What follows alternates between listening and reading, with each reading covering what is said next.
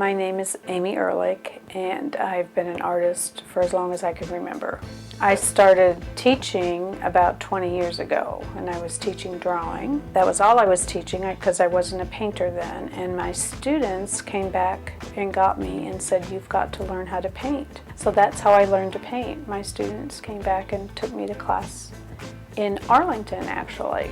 My first public works commission, and I'm thrilled to be a part of it. So I drew 60 birds, 30 different species. I did male and female species, and they're scattered all over the blue background, which is what the museum liked about the star, was that beautiful blue sky. And because I'm an educator, I wanted to make it educational.